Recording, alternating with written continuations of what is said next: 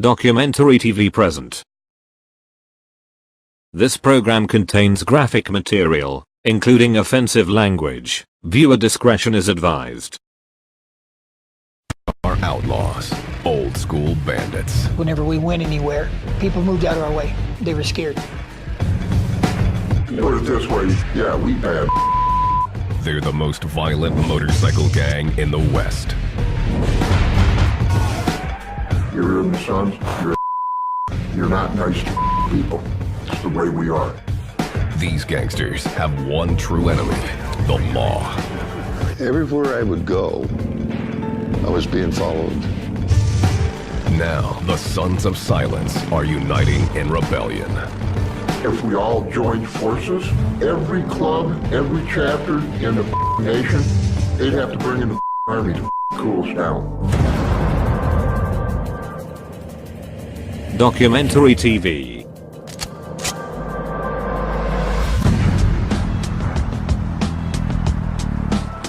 Colorado Springs, Colorado. This is a military town, home to the Air Force Academy and the Army's Fort Carson. It's clean, green, and beautiful.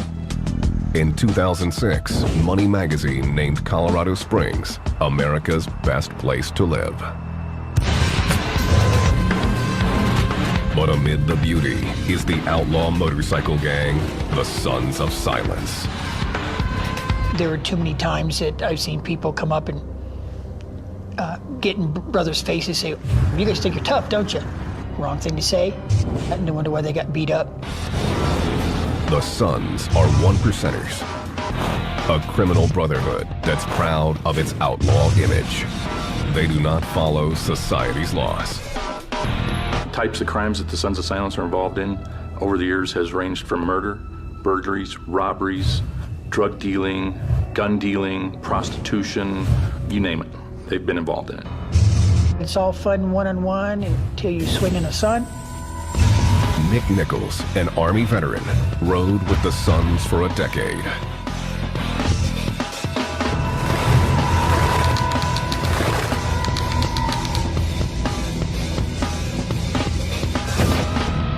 Growing up, he was constantly moving, so Nichols was drawn to the gang for its stability and sense of family.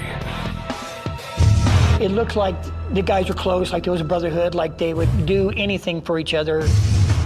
When Nichols first joined in 1988, it was because he liked drugs, liked to party, and he liked easy women. The girls I liked were dancers. The reason I like dancers is you got to see what was in a package before you ever got it home.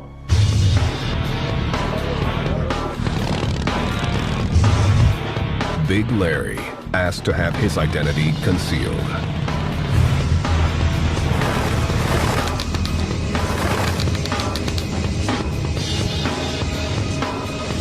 Whenever somebody does not get out of our way, we will them up all the time. Big Larry is a longtime member of the Sons of Silence.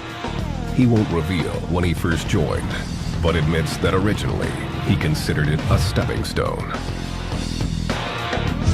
I wanted to be a Hell's Angel.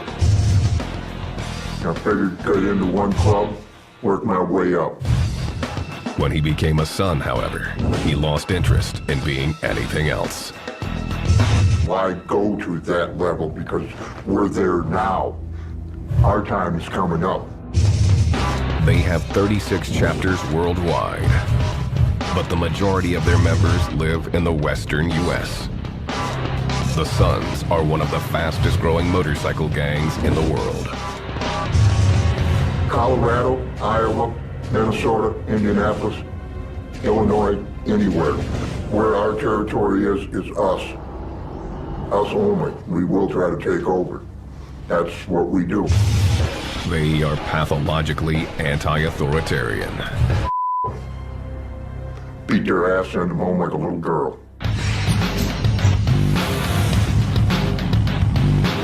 The Sons are known to traffic in weapons, stolen bike parts, and drugs.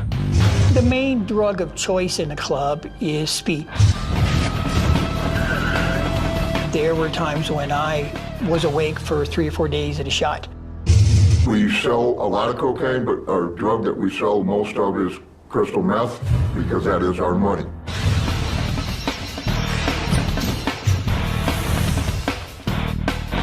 The Sons are careful to keep their criminal activities separate from club business. A lot of brothers are pretty secretive about what they got going on. They could be involved. Times by myself. That way I know who's gonna snitch on me. They learned this lesson the hard way in the late 1990s when they were infiltrated by the ATF. I had a gift for gab, you might say, and I wanted to use that. Blake Boldler asked to have his identity concealed. In 1997, this ATF undercover agent was transferred to Colorado Springs. He was young and eager to take on a challenging case. The one group that stood out as being the criminal element in Colorado Springs was the Sons of Silence Motorcycle Club. They had a reputation for violence, and many of the potential informants I spoke to referred to them as the Sons of Violence instead of the Sons of Silence. Jim Waddles, then a detective with the Denver Police Department, had been tracking the Sons of Silence for years. If I didn't know who a guy was, I'd walk up, "Hey, I'm Jim Waddles from Denver Police Department. What's your name?" Waddles operated in the open. They always saw him coming. I says, "Would you rather have me standing here in front of you or sitting across the street watching you in binoculars waiting for you to do something stupid?" The Sons have a severe code of secrecy. Developing informants within the club was extremely difficult. Blake was the answer to the problem. So you go in what we would call a cold call situation. You don't have an informant or anyone else vouching for you that you're a good guy as far as the criminal world goes. So you have to go in there and earn your own stripes. Blake started calling himself Bo and began hanging out at the biker bars around town. He was invited to a Sons of Silence party at the gang's clubhouse. Things were going well until he made a mistake. This first party was going very well up until the time that I observed a hangaround retrieve a gun from behind the bar. And I told that hangaround, I said, "That's a nice gun. Let me know if you ever want to sell it." Blake was a stranger trying to illegally buy a gun, and the Sons were on to his game. A few minutes later, he called me out front, and at that time I was confronted by 2 Sons of Silence members. They took him outside the clubhouse, pushed Blake into the shadows, and began interrogating him. And they wanted to know who I was, what I was about, why I was there. He was going to get his butt kicked that night. Blake insisted he was just trying to party, but the Sons weren't buying it. I knew when he said, "Get out of here, leave," he wanted me to leave the property. The agent knew that if he let the gang chase him off now, he might never get another chance. So he took yet another risk. And I saw an opportunity to go back into the bar and maybe mend some fences. And that's the route I chose to do. The club's enforcer immediately took notice. A few minutes later, Frank Pearson, who was an enforcer for the club, came back into the bar, and he saw me sitting there. And he came walking up to me, and he said, "What are you doing here?" Blake had to think fast. And I said, "Well, got out of his sight. Can I buy you a drink?" And Frank looked at me for a couple of seconds, and then he said, "Yeah, buy me a drink." So in a way, Frank admired the fact that I stayed around. Blake had passed his first test. He would eventually become a fully patched-in member, privy to the Sons' hidden world of crime. I no longer had to justify why I wanted to buy a gun or why I wanted to buy meth. You're immediately confirmed as part of a criminal element. And Blake would soon learn the Sons of Silence show no mercy when it comes to their enemies. It's better for you people to stay the away. If you do not go away, we will break your legs and your arms, or we'll kill you.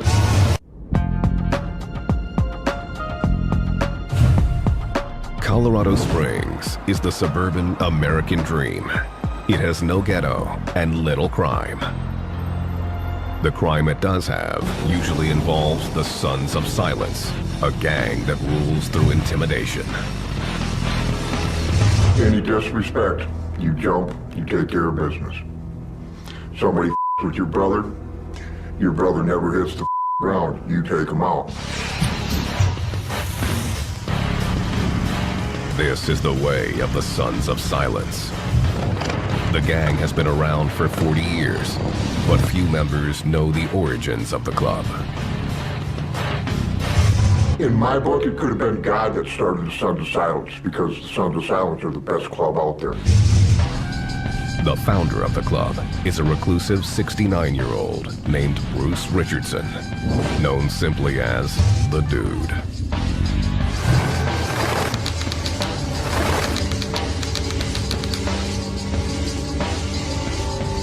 Documentary TV.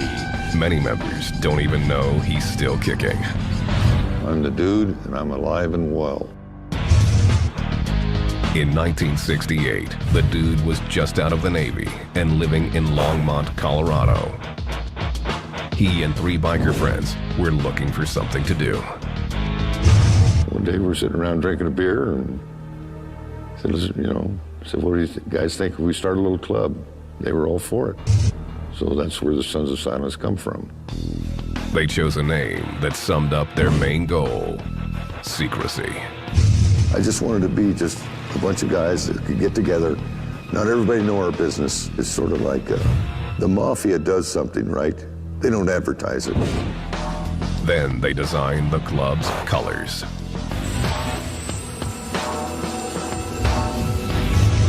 Their inspiration came from a classic American institution. We were drinking Budweiser beer, and I seen the emblem, and I says, hey, that'll make a good one. We live in America, big A, you know. The only thing that was really missing off the Budweiser symbol was the star on top of the A from the original Budweiser logo. These here were made in 1969. National chapter, Sons of Silence. Underneath the symbol was a Latin phrase. Dormit non separa. That sort of means like, we don't part till we're dead, till we die, you know. The new club put on their emblem and began riding. At first, they stayed out of trouble. The criminal activity of the Sons of Silence in the 1960s probably amounted to some fighting, some beer drinking, and pot smoking. What young man ain't rowdy? Been there, I know that. The club had an intimidating image, especially in Colorado, which didn't have motorcycle gangs. It didn't take long for word to spread. Soon, bikers across the state were starting their own chapters. More popped up in states like Iowa and Kansas. These new members weren't just interested in being rowdy. They were ready to rumble. We're bikers. We're the outlaws. We're the best of the best. Because we make our own laws, our own rules, and we go by that. They're kind of social misfits. These people want that intimidation. You can put that patch on their back and walk around the streets and intimidate the public. As the gang grew, it became more organized. The Dude was named national president. The Sons also became more lawless.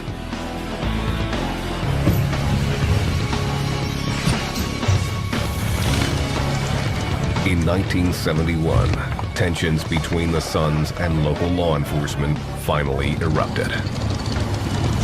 There was a group of Sons of Silence members who had been indicted in Colorado Springs on conspiracy charges to kidnap and murder the wives and daughter of a police detective. The dude claims a police captain was giving the Colorado Springs chapter trouble and says he tried to have a calm sit-down to work out the differences. They would give me a bunch of and I just said, well, I'll just pull in everybody from every chapter into this town, see how you like that. It scared them, and they come up with an idea that we was going to kidnap their wives and rape and pillage and all kinds of bull. The conspiracy indictment was dropped when the witnesses to the case skipped town. The gang remained on the law's radar and found their quality of life compromised. Everywhere I would go, I was being followed. Law enforcement. Everywhere. In 1974, the dude made a decision. He was out. He turned the club over to new officers and rode off into the sunset.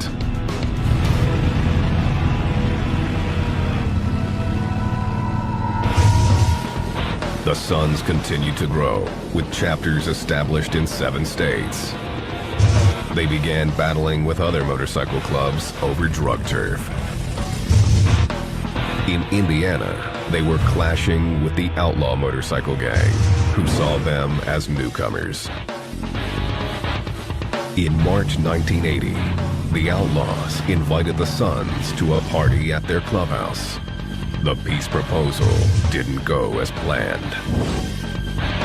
The Outlaws told them to take their guns off. The Sons of Silence felt disrespected. They weren't allowed to bring their guns into the Outlaws clubhouse, and they refused and left. The Sons decided to take action. Some calls were made back to Colorado. The word I got was they were told to air condition the house.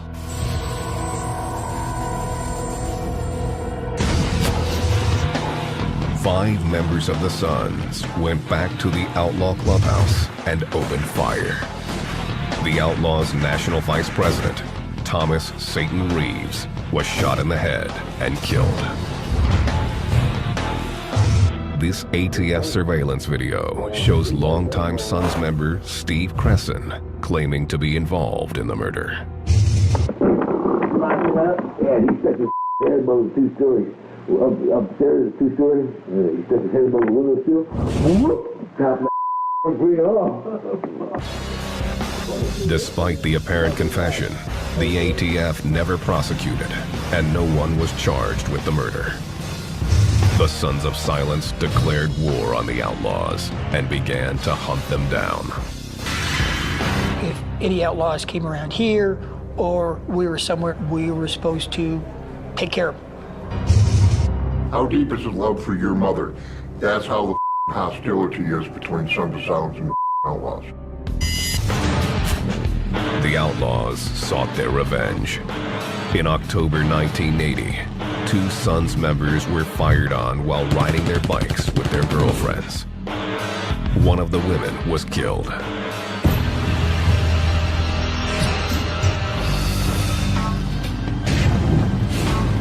In August 1990, tensions came to a head at the Sturgis Biker Rally in South Dakota, the most famous biker gathering in the world. It was the 50th anniversary of the rally, and the Outlaws, who rarely attended, showed up in force. We knew the outlaws were there. Everybody was in orders to travel in groups to avoid any kind of conflicts. We were ready to fight if we had to, but we weren't going looking for it. Nick Nichols spent most of his time looking for women. Other Sons were looking to kill outlaws. And they found what they were looking for. The Outlaws were in a bar on Main Street in Sturgis called Gunners, getting along, drinking. 2 Sons of Silence members start to go in, and an outlaw confronts them at the door, says, "Can't come in here." And they basically said, "Yeah, we're coming in." They're just 2 of the people that like to go out and start. The battle was on. The outlaw was shot, and the 2 Sons were stabbed before fleeing on foot. And the Sons of Silence jumped over the motorcycles, got into the middle of the street, and ran several blocks down the street where police found them. Leonard J.R. Reed, who had been the Suns' national president for a decade, started to think the war with the Outlaws was misguided. JR wasn't looked at as a violent man. He was more of a calming effect, if anything. He tried to solve problems with other clubs with diplomacy as much as he could. Reed believed that law enforcement was the Suns' true enemy, not the Outlaws. I mean, the feds would love it. You know, like I say, whoever doesn't die, they get to arrest. The law enforcement agencies don't think we have a right to exist because we're bikers. In the mid-1990s, JR started the Colorado Confederation of Clubs to try to stop the biker wars. Nick Nichols was the co-chairman of the organization. I believed in what was going on, what we were doing, because they all want the same thing. They want to wear their patches, they want their little slice of pie, they want to be left alone. Big Larry saw the Confederation as a show of force. If we all joined forces, every club, every chapter in the nation, they'd have to bring in army to cool us down. J.R. Reed's Confederation succeeded in ending the war with the Outlaws. But it didn't succeed in getting law enforcement to lay off. By 1997, ATF agent Blake Boatler had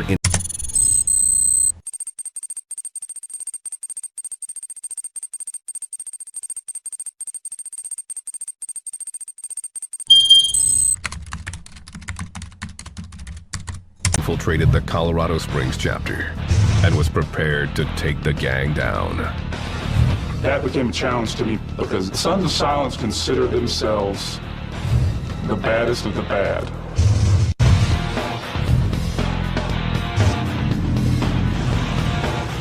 Colorado Springs.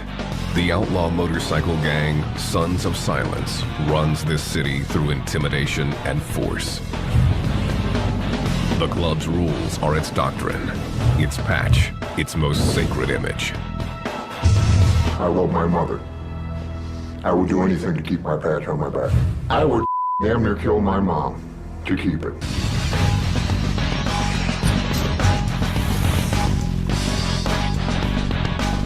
To get his patch, a biker has to go through a rigorous rite of passage designed to weed out the weak. Documentary Before TV. a biker can become a member, he must be a prospect. As a prospect, you're required to do whatever a patch-wearing member tells you to do. The Sons of Silence take no mercy on their prospects, hazing them relentlessly. The Sons of Silence are kind of a throwback in the outlaw motorcycle gang world. They like to punch the prospects in the mouth, headbutt them, kick them, do those kind of things, and just run them hard. Come on, Spec! If they holler for a prospect, you better get there quick. You don't kind of stumble over there, you run. Whatever you're told to do, you have to do. If it's pick up a dog turd off the floor and eat the you gotta do it. Big Larry says prospects aren't required to break the law. Because it's not their job. They're not a brother. They're not a patch holder. You don't ask prospects to do anything illegal. There is a loose interpretation of what illegal actually means.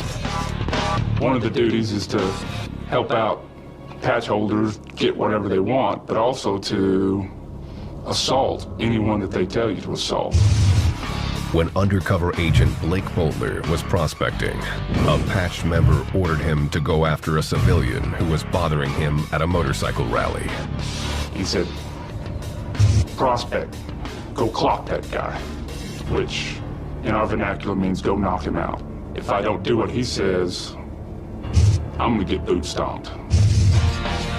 Blake had just seconds to figure out his next step. If he broke the law, it would mean the end of his case. So, as I approach this individual, he sees me coming. He's got a bottle of liquor up to his mouth, and he's just holding it there, watching me approach him. And at this time, I had a 3D self flashlight, and I pulled that out, and just as I got to him, I swung with all that I was worth, and I just hit that bottle right below his chin. The bottle flew out of the guy's hand and he toppled over. Blake hadn't actually touched him, but hoped he'd made enough of a scene. One of the national vice presidents saw me and told me, "Prospect, get over here." He stared at me for a second or two and he said, "Good job," and then get out and get to work. Sometimes it's better to be lucky than good.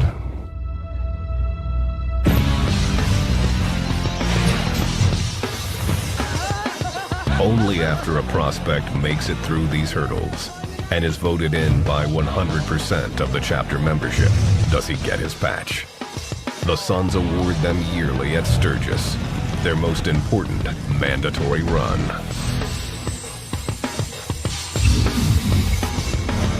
It's the members' last chance to torment the prospects, and they make the most of it, even dragging them through the fields in a shovel race. Then the club offers the patch, but only if the prospect can take it away from the entire group. That's about the only time in the club where you're pretty much free to hit anybody, president, enforcer. How bad do you want that patch? Once he's patched in, the new member goes out for his first ride in full colors. Only then is he introduced to the other traditions and rules of the Sons of Silence. The gang's first law is for those who violate their rules. It's called punishment. If you screw up, I mean, it used to say in their old bylaws, it was a beating. That's the punishment. You took a beating. It ain't no little girls club, man. This is man's club. Up, you're gonna take the man punishment. You don't want to take that? Take your little squat ass out the door. Each chapter has an enforcer who keeps people in line. In addition to enforcers, every chapter has a president, a vice president, and a treasurer. There are also national officers who oversee everyone, though they are spread across the Suns Nation. And then there's the gang's Special Forces unit, the Nomads. We have a nomad chapter. If things cannot be done by the enforcers or the chapters of their state, town, or whatever, the nomads will come in. The Nomads are the Grim Reaper. No one wants to see them coming. It's a death squad. They will take anybody out. No hesitation, no heartbeat, no blink of an eye. They would just literally you up and kill you. The Suns employ a variety of weapons.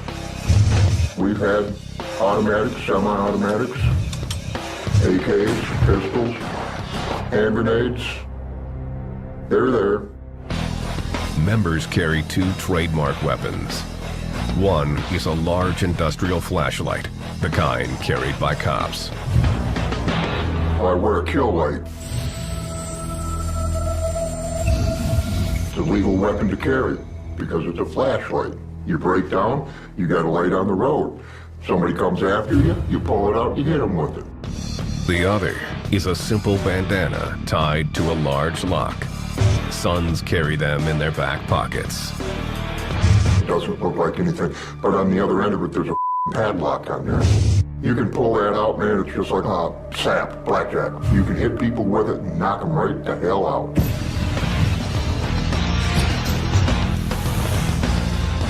Weapons aren't the only way to recognize gang members.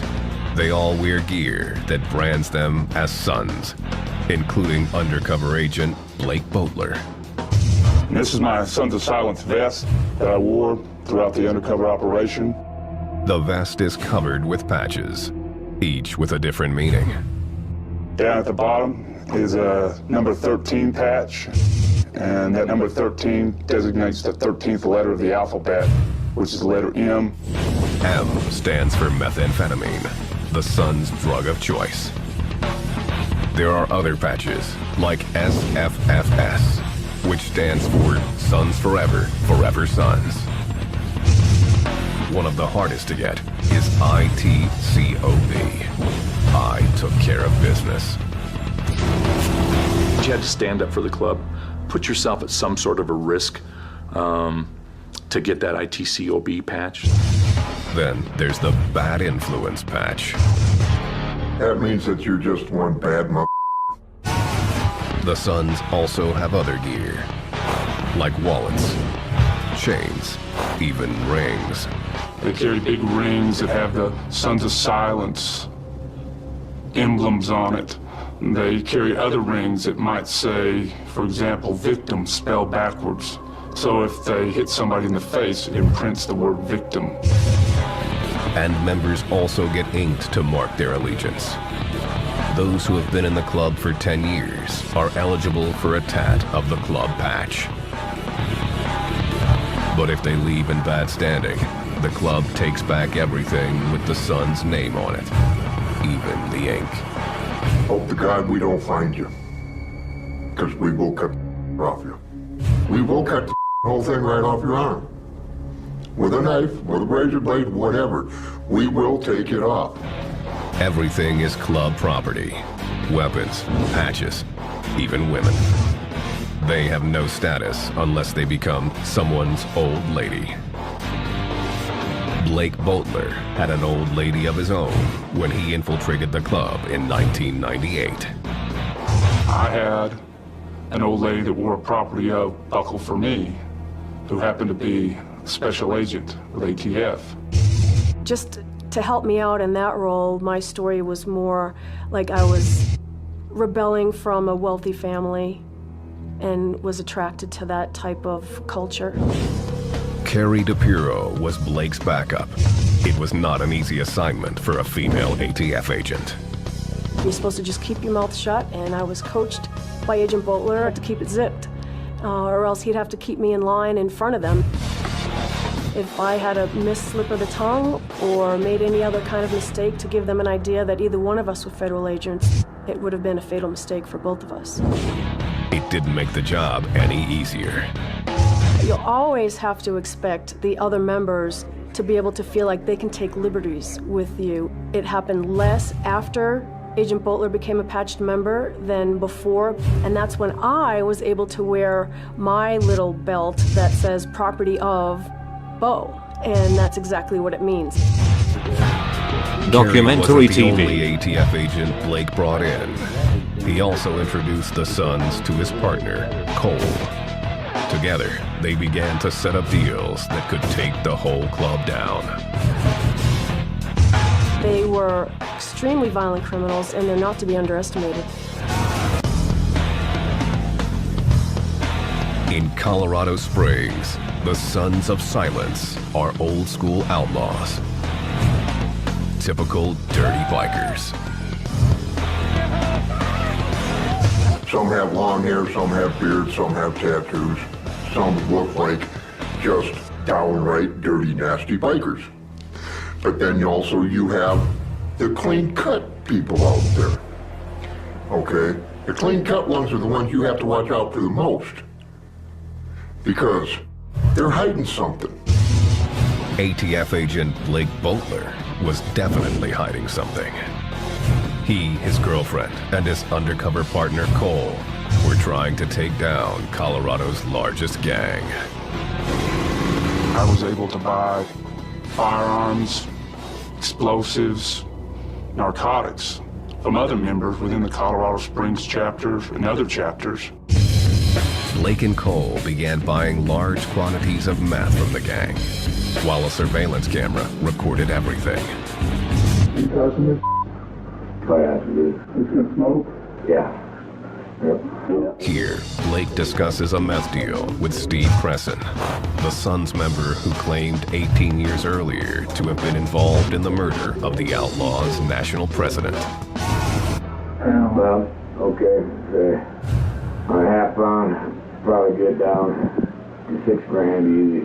That's where I'm gonna make my money, you know.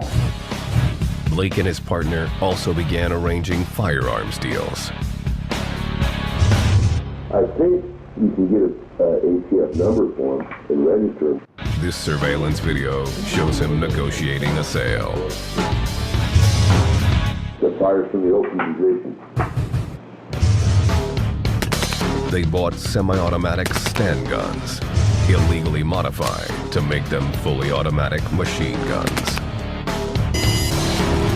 Pull on up here? Yeah, back there. Oh, you put it there. Good morning. That there's full. Blake's house was a revolving door of drug and firearms deals. As the case progressed, we were having almost daily meetings. Let's see. 100, 200, 300. This was going on over the weekends, over holidays. 900, 1,000. I just turned these today. Good job. It'll be well.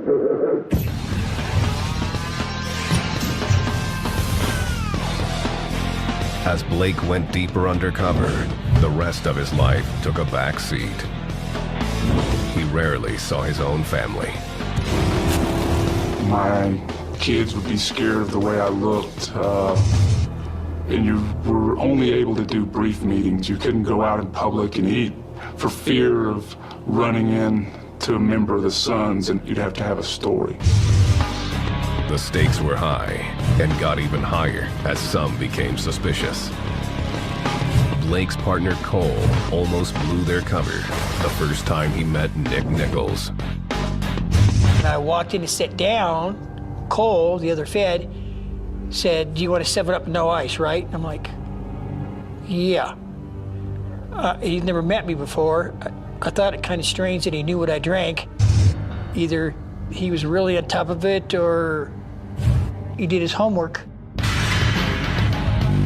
Nichols wasn't the only one. In the middle of one gun deal, Blake was confronted by the national president, J.R. Reed. JR approached me and asked me, "What government agency do you work for with all these guns you've been buying?" And I looked him square in the eye and said, "I work for the Gun Reclamation Board," and laughed. And he looked at me for just a few seconds, and then he too laughed. And I knew then that he'd bought that. By 1999, Blake and Cole had been working undercover for almost 2 years. Cole and I talked quite a bit towards the end of the investigation as to when we would close this out. We were both tired. It had been a long 2 years. In October, the ATF finally decided to conclude the investigation and roll up the Sons of Silence. Warrants were prepared for 21 members of the gang, including longtime national president J.R. Reed. Finally, on October 7th, Blake went into the gang's clubhouse early in the morning to disable the security systems. I was to take the club shotgun out from behind the bar. I was to disconnect the surveillance cameras, electronic beams that were set up. For the first time in 2 years, he took off his son's colors and put on his ATF uniform. Only a few hours before, I'd been a patch-wearing son standing in that clubhouse. And now, I was back to who I really am, which is a patch-wearing special agent with ATF. For 2 days, Blake and the ATF raided Sons of Silence chapters across the state of Colorado. They arrested 43 gang members and associates, seized 59 weapons, 4 hand grenades, 4 homemade bombs, a silencer, 10 pounds of methamphetamine, and approximately $30,000. In addition, agents seized the clubhouses in Colorado Springs and Commerce City. The raid stunned the public. I think it opened up people's eyes that, geez, you know, these guys are selling bombs and machine guns and selling all these drugs. They slipped in. They put a damper on our. When it was over, ATF officials said they had ended the Sons of Silence reign of terror in Colorado. The Sons quietly disagreed. Us, we're bikers. We're the best of the best. They didn't take us down, we're still here.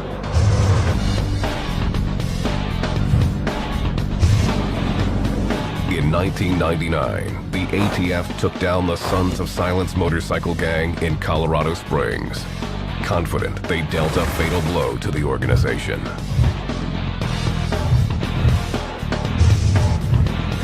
Then, in 2003, after serving 18 months in prison, J.R. Reed, the gang's president of 22 years, died from heart disease.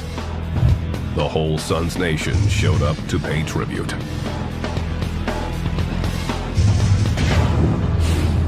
Good afternoon. I'm here to preside over the final services of a good friend of ours. They quoted from the Bible, read highly dramatic poetry set to music, Son, forever, forever, son. and called J.R. a peacemaker. Your loss and my loss and our loss of a good friend, one who made everyone think they were his best friend. Detective Jim Waddles was in the crowd, keeping an eye on things.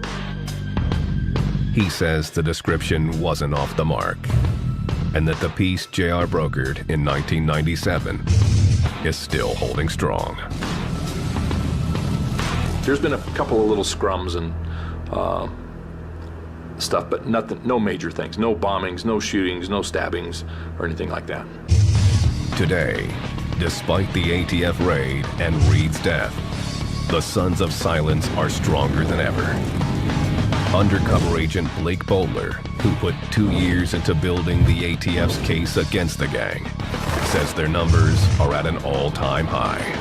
The Sons of Silence opened up additional chapters in additional states the years following the takedown on this investigation. So at this time, I would estimate that the Sons of Silence are probably larger now than they were back in 1999. Like I said, we are not going to go anywhere. Words tonight, Father. Prepare our hearts and our spirits to receive of you. Not everyone has stayed with the gang. 10-year member Nick Nichols became a born-again Christian.